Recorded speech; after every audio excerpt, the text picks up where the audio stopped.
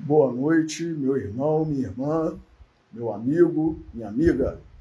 Você que nos acompanha na página Pregações Espíritas no Facebook e você que está inscrito no canal Pregações Espíritas no YouTube. Sejam todos muito bem-vindos a mais uma pregação de sábado às 20 horas. Hoje, dia 16 de dezembro de 2023. Como leitura preparatória para a nossa prece, nós vamos ler da Epístola de Paulo aos Romanos, capítulo 13, versículo 7. Portanto, dai a cada um o que deveis. A quem tributo, tributo. A quem imposto, imposto. A quem temor, temor. A quem honra, honra. Paulo aos Romanos, capítulo 13, versículo 7. Vamos fazer a nossa prece. Jesus, nosso Mestre, Deus, nosso Pai, amigos e benfeitores espirituais, espíritos familiares e simpáticos, nossos anjos guardiães. A todos vós pedimos a bênção, a intercessão, a inspiração para, neste momento em que estamos reunidos em Teu nome, Senhor Jesus, no mês em que celebramos o Teu Natal, possamos estar em sintonia contigo, com os Teus emissários, os Teus ceareiros, os Teus trabalhadores, nossos amigos e benfeitores espirituais, e que nós também estejamos em condições de apreender da melhor forma tudo que nos será trazido na noite de hoje.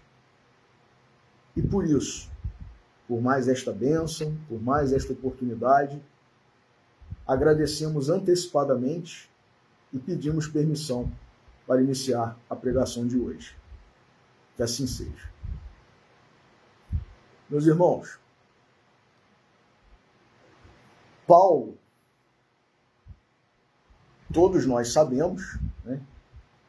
Ele é o antigo Saulo, que se converteu porque estava indo para Damasco justamente para concretizar, né, realizar morte de cristãos, os quais ele odiava, detestava, achava que eram violadores, infratores, subversivos diante das leis de Moisés.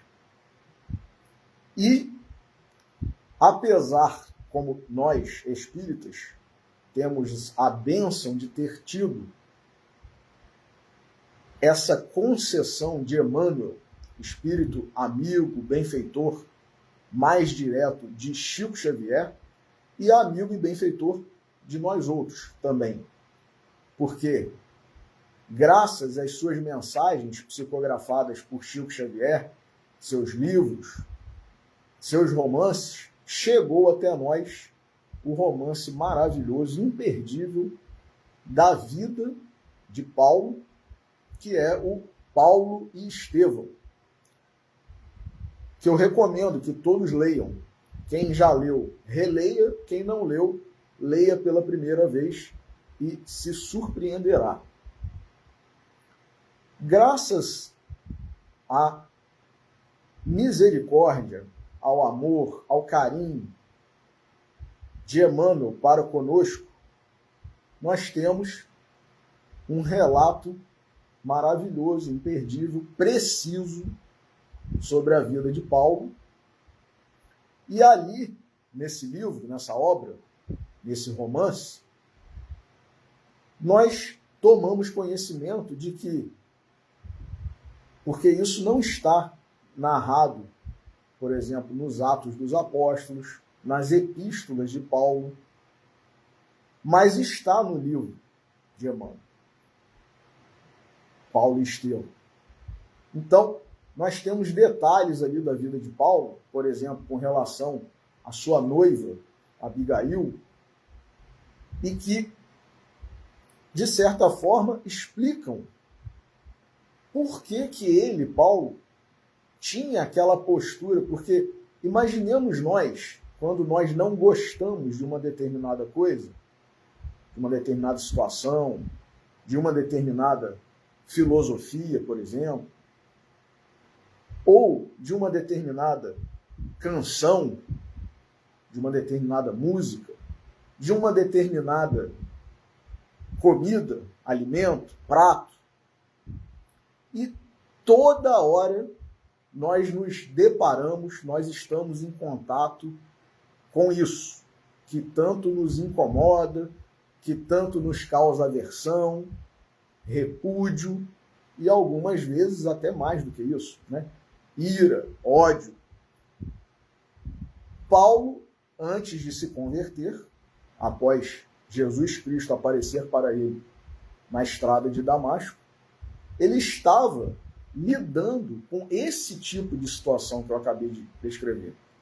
Ele detestava aquela doutrina nova do cristianismo, detestava aquela filosofia, detestava todos os que estavam aderindo àquela nova filosofia, aquela nova doutrina, os seguidores do Cristo, e estava a todo momento em contato, se deparando, porque até a sua noiva, Abigail, havia se convertido. Então, imaginemos nós, pessoas comuns, espíritos, né, inferiores, atrasados, toda hora lidando com algo que nos causa irritação, descontentamento. A tendência é que nós fiquemos mais nervosos, mais irritados. Muitas vezes percamos o controle, o equilíbrio, não é verdade? Então, era mais ou menos isso que estava acontecendo com Paulo. Quer dizer, com Saulo, né? Só que Jesus aparece pessoalmente para ele.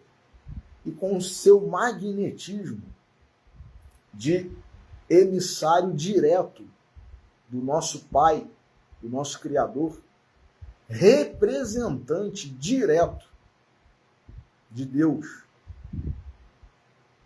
Não tem como, né, não se converter. Mas, quando Paulo ainda não havia se convertido, ele era um doutor da lei, ele era um conhecedor profundo das leis humanas, das leis de Moisés, seguidor, uma pessoa correta, honesta, cumpridora da lei, de bom caráter. Talvez por isso, inclusive, ele tenha ficado tão irritado, digamos assim, com aqueles que ele tinha por infratores, subversivos, porque ele era um cumpridor, um dos maiores cumpridores, observadores da lei. Então, se nós consideramos que algumas pessoas são incorretas, né, fora do padrão que nós estabelecemos, e essas pessoas, né, estão tomando atitudes, fazendo coisas diferentes, contrárias ao que a gente entende como correto, né, a boa ordem, os bons costumes, a moral e tudo mais, geralmente a gente vai, né, ter um olhar meio preconceituoso, de desprezo. A gente vai querer se afastar desse tipo de pessoa que a gente considera, né, incorreta, de má vida, seja lá qual adjetivo, né, qual expressão a gente atribua. E era exatamente isso que Paulo estava vivenciando, e até a sua noiva, Abigail, havia se convertido àquela nova doutrina, àquela nova filosofia. Então imaginemos, né, como ele resolveu, né, depois, quando ele convidou a sua própria noiva para ver o primeiro espetáculo em que um cristão haveria de ser morto, e ele não havia dito para ela o que exatamente aconteceria naquele espetáculo? E qual não foi a surpresa de Abigail, sua noiva, quando viu que aquele homem que estava lá no meio da arena do circo e estava a ser morto com pedradas, era o próprio irmão dela, ou seja, era o cunhado de Saulo, né, de Paulo. Então, ele não conseguiu, Paulo, né, quando ainda Saulo, nesse momento, ele não conseguiu permanecer como noivo, como namorado daquela moça cujo irmão havia sido morto por causa dele. E aí a gente tem que ter cuidado também, meus irmãos, com uma questão que é o fanatismo, né? Para a gente não exacerbar, né, ultrapassar a linha do equilíbrio, da serenidade e passar a ter, né, tomar medidas que são, na verdade, equivocadas, né, não cabíveis, né, descabidas, e que, em vez de muitas vezes promoverem o bem, acabam promovendo o mal. Mas Saulo, né, como um cumpridor da lei, um observador da lei, ele não deixou de ser, quando se converteu, uma pessoa ainda muito correta, com um padrão moral muito elevado. E é por isso que nessa epístola aos Romanos, no capítulo 13, versículo 7, ele diz isso que nós acabamos de ler como leitura introdutória, né? Portanto, que é uma exortação, digamos assim, né? Dai a cada um o que deveis. Ele, nesse momento, ele está reconhecendo e exortando os romanos, né? Aqueles que estavam lendo aquela sua carta, ele estava exortando e transmitindo a eles a sua opinião de que nós devemos respeitar as autoridades. Está lá na carta, antes desse versículo 7º, se nós lermos, nós veremos, está lá, né? Ele diz que todas as autoridades, que as pessoas que exercem autoridade no mundo, na verdade estão ali investidas, digamos assim, por Deus. E tanto isso é correto que o próprio Cristo, quando ele foi questionado por Pilatos, se ele Jesus sabia quem era aquele que estava a falar com ele, que tinha poder, inclusive, para mandar ele ser crucificado ou não, mandar ele ser solto, liberto, Jesus disse: nenhum poder terias se não te fosse dado do alto. Ele respondeu isso para Pilatos. Então, quer dizer, todas as pessoas que exercem cargos, funções, que nós consideramos de alta hierarquia, né, de alta autoridade, políticos, juízes, desembargadores, ministros, né, de supremas e cortes superiores e tudo mais, são e estão nestas funções com o aval da espiritualidade de Deus e com o objetivo, né, principal, como uma ferramenta que é exatamente promover o bem, usar a autoridade que tem naquele momento para promover o bem, promover a justiça. Então, essas pessoas chegam a esses cargos, a essas funções, como uma dádiva, uma misericórdia, uma graça de Deus e da espiritualidade. E muitas vezes acabam metendo os pés pelas mãos, né? Deixando o orgulho tomar conta, né, de si e não fazendo o que devem fazer. Pelo contrário, promovendo, né, o que nós podemos dizer um grande desserviço à sociedade, às pessoas em geral. Então, Paulo, ele reconhece que ninguém está numa função desse tipo à toa, por acaso, por sorte, por ironia do destino, nada disso. Deus investiu essas pessoas nessas funções.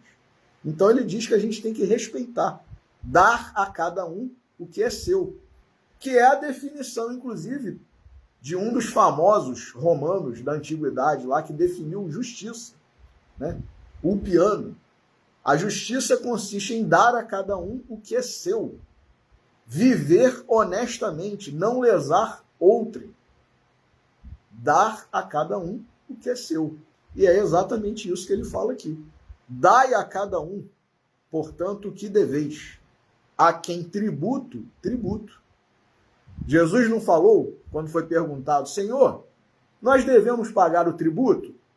Ele mandou que pegassem uma moeda e vissem na moeda de quem era a imagem que estava esculpida ali naquela moeda. E disseram, ó, a imagem que está aqui na moeda é de César. Ele, então, dai a César o que é de César. Mas ele complementou a frase, Jesus. E a Deus o que é de Deus. Então, a cada um o que nós devemos, né? É o que Paulo diz aqui.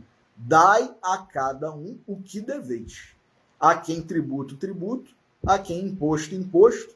A quem temor, temor. A quem honra, honra. E por que eu escolhi esse tema, meus irmãos, hoje? Mês de dezembro, mês do Natal do Nosso Senhor. Por quê? A quem nós devemos dar toda a honra, como diz Paulo aqui, a quem honra, honra, toda a honra, toda a glória, todo o reconhecimento, todo o louvor, toda a gratidão, senão a Jesus Cristo, nosso Mestre, nosso Salvador, nosso Redentor, nosso Pastor, que é o aniversariante desse mês. E muitas vezes a gente vê uma agitação nesse mês de dezembro, pessoas, shoppings lotados, não tem vaga nos estacionamentos dos shoppings, as lojas, muitas pessoas, uma agitação, todo mundo saindo, indo às ruas, indo aos shoppings, às lojas, querendo iluminar, né, enfeitar suas casas, árvore de Natal, Papai Noel. E eu ouvi até há poucos dias, né, uma jovem, uma adolescente, falando, o mês de dezembro é muito bonito, é maravilhoso. Tinha que ser mês de dezembro o ano inteiro, porque fica tudo enfeitado. E por que a gente está enfeitando tudo, meus irmãos?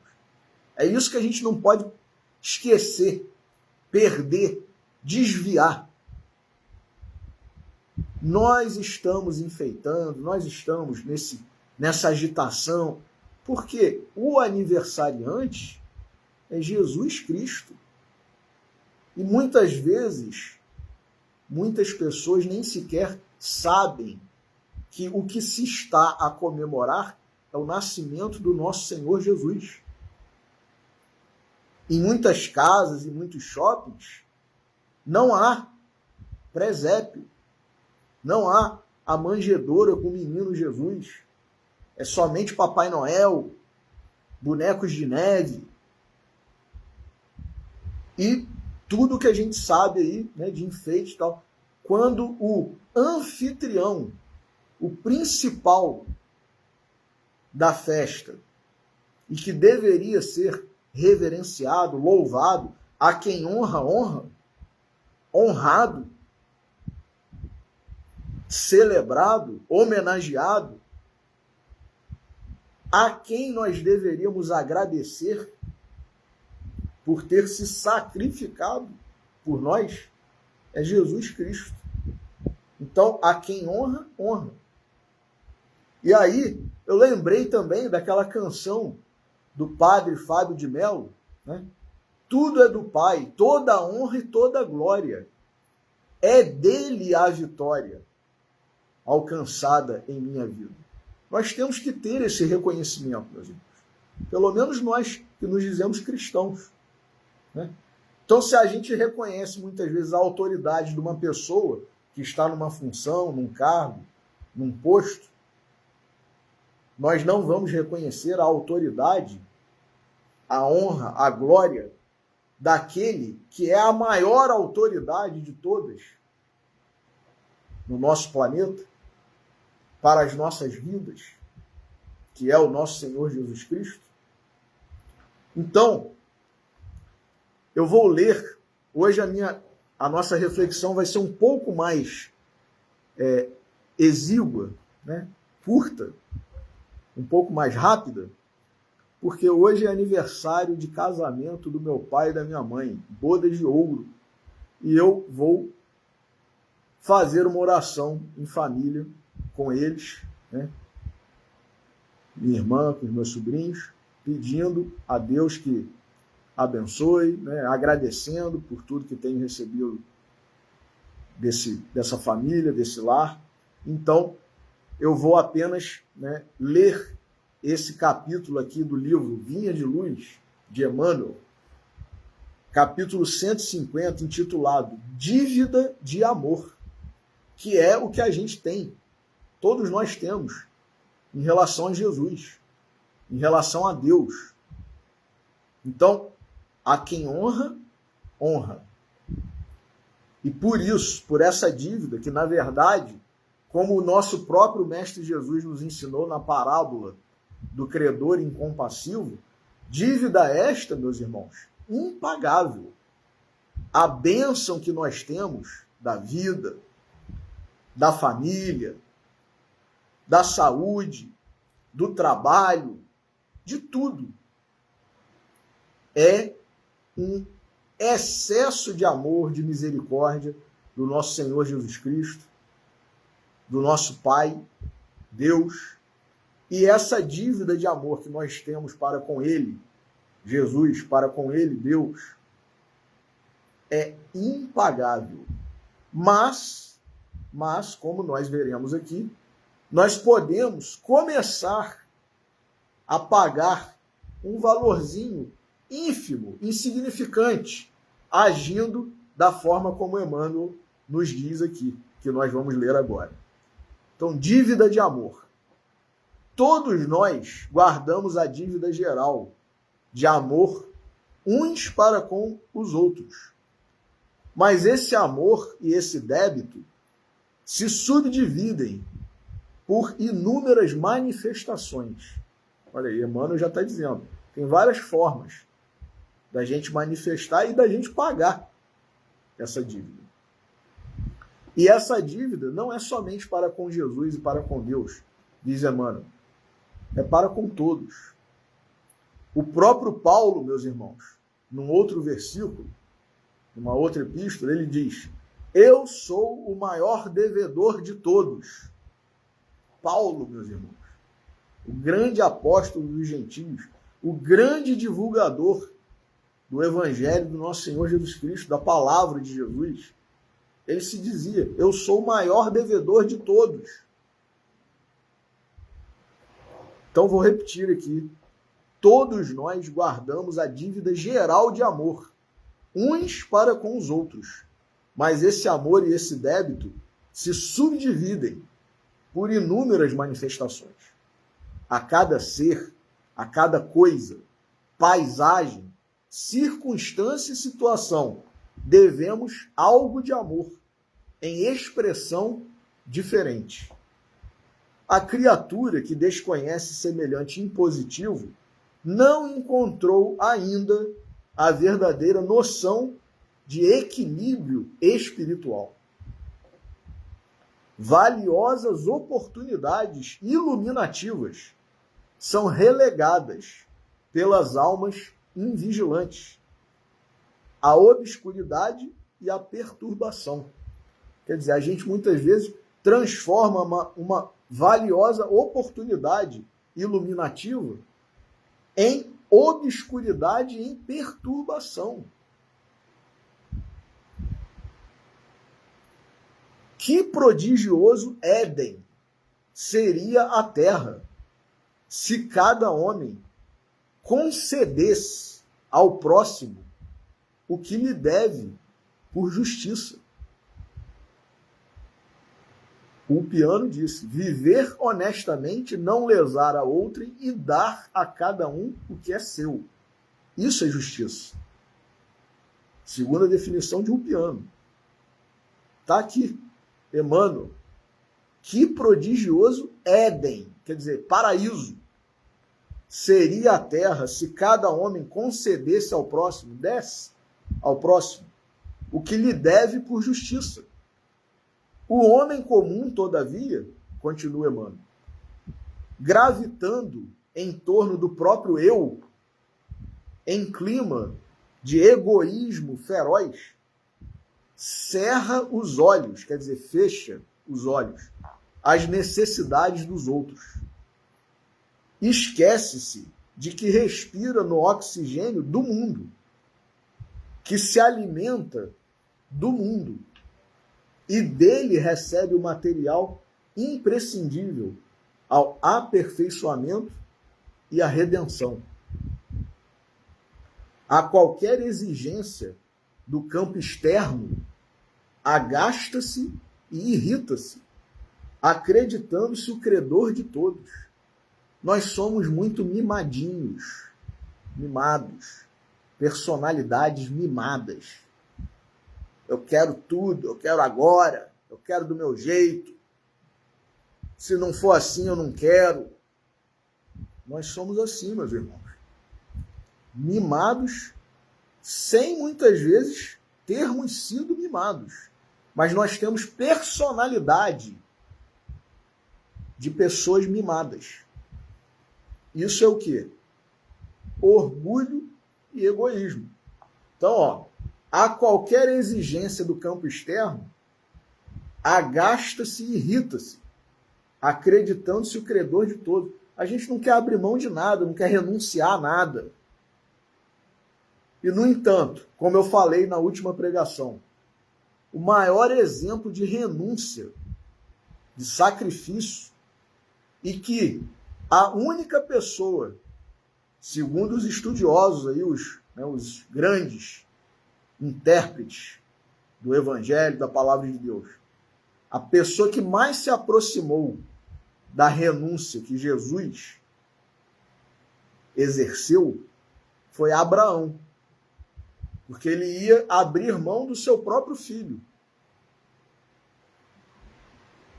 E pela sua fé, pela sua fidelidade, pela sua renúncia, Deus poupou tanto Isaac, o seu filho, quanto ele próprio, Abraão, né, de não ter que passar por aquilo. Agora, Jesus, ele foi escolhido por Deus, ele aceitou, veio e cumpriu a missão, saindo das maiores paragens celestiais.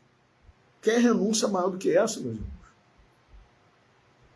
Sem dever nada, sem ter pecado, sem ter cometido crime, sem ter cometido nenhum deslize, sem ter magoado ninguém, ofendido ninguém. E a gente fica sem querer renunciar a nada, nas menores coisas. Muitos sabem receber, diz Emmanuel, raros sabem dar. Por que esquivar-se alguém aos petitórios do fragmento de terra que nos acolhe o Espírito? A gente não quer colaborar com as coisas mínimas da vida. Não quer colaborar com nada. Por que negar respeito ao que comanda? Olha aí a questão de Paulo dizer: a cada um de acordo com o que é devido. A quem tributo, tributo. A quem imposto, imposto. A quem temor, temor. A quem honra, honra. Por que negar respeito ao que comanda? Ou atenção ao que necessita. Quantas vezes a gente não se digna, meus irmãos, a abaixar o vidro do carro para ouvir o que a pessoa está falando, pedindo. A gente não quer nem ouvir o que a pessoa está falando. Já despacha fazendo um gesto com a mão. É verdade ou não é? Quer dizer, que falta de caridade, que falta de amor, de sensibilidade, né? Não quer nem ouvir o que a pessoa tem a dizer. Pode estar até sem dinheiro naquele momento ali, pode não ter como ajudar no momento. Mas quem disse que a caridade é só a esmola? A caridade é você ouvir a pessoa, dizer, ó, meu amigo, eu não estou com dinheiro aqui agora, mas se você vai permanecer até que horas aqui? Ah, eu vou ficar até tal hora. Então eu vou voltar aqui e vou te ajudar. Você aceita uma cesta básica? Você, né? Ouvir o que a pessoa está dizendo. A gente não se digna a baixar o vidro do carro. Então, depois a gente se diz cristão, né? Então, é isso, ó. Negar respeito ao que comanda ou atenção ao que necessita. Emmanuel está a nos dizer: resgata os títulos de amor que te prendem a todos os seres e coisas do caminho. Ele está mandando, está exortando a gente a resgatar os títulos de amor que nos prendem a todos os seres e coisas do caminho.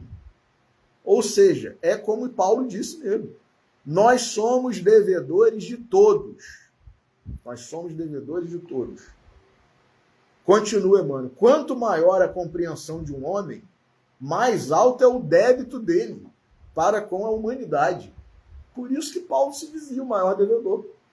Ele já tinha atingido um nível de compreensão do qual nós estamos muito distantes ainda. Essa que é a questão. Quanto maior a compreensão de um homem, mais alto é o débito dele para com a humanidade. Quanto mais sábio, mais rico para satisfazer aos impositivos de cooperação no progresso universal. Quanto mais sábio, mais rico. Não é quanto mais rico, mais sábio. Quanto mais sábio, a riqueza não se resume apenas à questão do dinheiro. Não te iludas, diz Emmanuel. Deves sempre alguma coisa ao companheiro de luta, tanto quanto a estrada que pisas despreocupadamente. E quando resgatares as tuas obrigações, caminharás na terra recebendo o amor e a recompensa de todos. Que maravilha, meus irmãos! Vamos começar a pagar a nossa dívida? Fica então essa reflexão para todos nós hoje, nesse dezembro do nosso Senhor Jesus Cristo, e que nós possamos, meus irmãos, atentar para essas exortações, para essa sabedoria, esse grau de elevação, de superioridade, que, com a sua misericórdia, com o seu amor, partilham conosco essas mensagens maravilhosas, essa epístola de Paulo, essa mensagem de Emmanuel, a psicografia, né, de Francisco Cândido Xavier. Então, que nós tenhamos, como disse Jesus, olhos de ver e ouvidos de ouvir, e possamos sempre, cada vez mais, celebrar não apenas no mês de dezembro ou no dia 25 de dezembro, mas todos os dias da nossa vida, o Natal do nosso Senhor Jesus Cristo. Agradeço a todos pela atenção, peço a Deus que permita que nós encerremos a nossa reflexão de hoje e desejo a você um final de sábado, um domingo e uma semana de muita paz, muito esforço e muito pagamento da nossa dívida de amor. Que Deus e Jesus nos abençoem a todos. Uma boa noite.